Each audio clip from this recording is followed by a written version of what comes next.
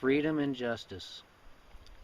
Then said Jesus to those Jews which believed on him, If ye continue in my word, then ye are my disciples indeed, and ye shall know the truth, and the truth shall make you free. John 8:31-33, King James Version. The Lord, love and life, liberty and light. The devil, domination and death, bondage and darkness. The tyrant becomes a slave of his own tyranny.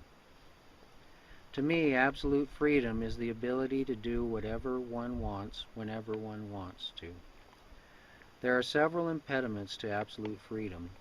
One is that a person may not have the innate ability to do what they want to do when they want to do it. For example, a person may want to jump over the moon, but not have the innate ability to accomplish that. Similarly, a person may wish to go to the World Series in January, but that would not be possible if the World Series takes place in October. In addition, an additional impediment to absolute freedom is that all actions seem to have consequences. There are cases where doing what one wants may actually result in less freedom in the long run. For example, if a person commits an illegal act, they might find themselves in jail with severely restricted freedom. Another example is, when a person murders someone, they no longer have the freedom to be the murdered person's friend. In fact, if a person were to take almost anything from another person, including their life, without their permission, this might result in the surrendering of a mutual love relationship. It appears that in order to have absolute freedom, one would need to be omnipotent or omnipotent. So it seems that for a mere human, there is no such thing as absolute freedom.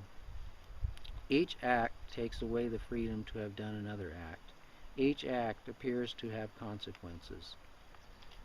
Be not deceived, God is not mocked. For whatsoever a man soweth, that shall he also reap. Galatians 6:7, King James Version. If there is no such thing as absolute freedom for mere humans, perhaps there is something that is the next best thing, or perhaps there is something better than absolute freedom. I think there is something better than absolute freedom. I think there is a constrained or limited freedom that results in loving relationships and in greater joy and peace and health than one could hope to have if one fully exercised absolute freedom. Constrained freedom can be thought of as absolute freedom within boundaries. In other words, one would have freedom within the boundaries, but not exercise freedom outside the boundaries. I call this freedom, that I believe is better than absolute freedom, optimal freedom. I define it as the ability to engage in voluntary transactions and to be supportive of one's own health, spiritual, mental, and physical, as well as the health of others. A criminal act, on the other hand, would be one that deprives a person of their ability to engage in legitimate voluntary transactions. Another way to put it is a criminal act is basically some form of theft. It is a person or group of persons taking what belongs to another person or other persons without their consent, or with their consent where violence or threat of violence is used as coercion to get that consent. Basically, criminal behavior perpetrates a non-voluntary transaction, thus depriving the victim of their freedom. Justice, when and where it exists, would restore the freedom of the victims and require, and if necessary, force the criminal to compensate the victim or victims for their losses, including pain and suffering. For example, twice the loss for expensive property and 4 times for inexpensive property, thus also punishing the criminal. I think that in the payment of a debt required by justice, it should be proven that the means used to repay the debt was obtained in voluntary transactions or a voluntary transaction, and not involuntary transactions or transaction. Perhaps the criminals should also be charged the cost of apprehending them and incarcerating them. In addition, where violence is a mode of a crime, I think the criminals should be removed from society, incarcerated, in proportion to the level of their violence. A lifetime for first-degree murder. An immoral act would be one that harms the spiritual, mental, or physical health of oneself or another person, regardless of whether it is with consent or not. I believe that immoral behavior would result in spiritual, emotional, and/or physical damage and/or pain. Mercy on the part of the victim would allow for the restoration of the relationship between the victim and the criminal and/or immoral person if the criminal and/or immoral person repents, pays restitution, or at least shows a willingness to pay restitution if they are unable, and asks forgiveness. A reason I define optimal freedom as in the preceding is that the definition precludes the consequences of knowingly committing criminal acts or of knowingly engaging in unhealthy, in other words, immoral behavior. In fact, self-imposed restrictions on criminal or unhealthy, in other words, immoral behavior, might be thought of as a means to steer clear of avoidable punishment and disease.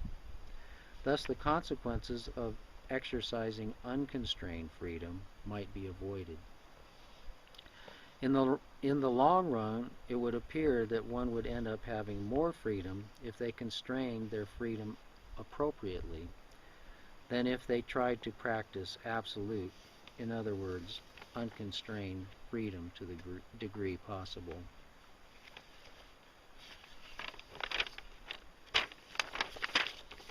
As I define them, love and optimal freedom seem to fit together seamlessly, since being supportive of a person in obtaining optimal freedom is a huge aspect of the expression of love according to my definition.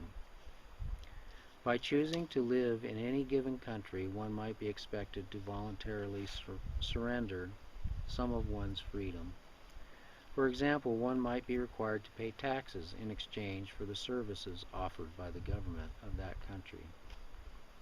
That does not necessarily preclude political action if the government unreasonably restricts freedom in exchange for its services.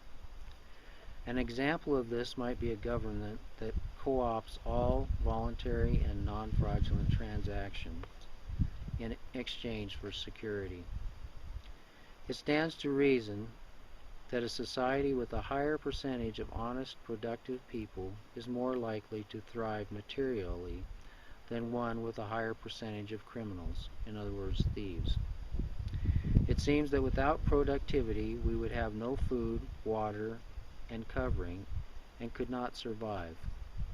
Without productivity, it appears that entertainment would be more limited. In addition, when honest, competent parties trade honestly, while being supportive of the health of the involved parties and the rest of humanity, all parties and humanity would appear to be left better off materially and physically. However, it seems that if a person steals, both the thief and the victim lose, and society is left worse off. The victim loses because they have lost spiritual, intellectual, physical, and/or material property. The thief loses because although they may have gained property and/or short-term satisfaction, they have also incurred debt to the victim and society that I believe they will pay in a way that they will not like, and the cost will be greater than the value of the property stolen. Whatsoever a man soweth, that shall he also reap. Galatians 6:7.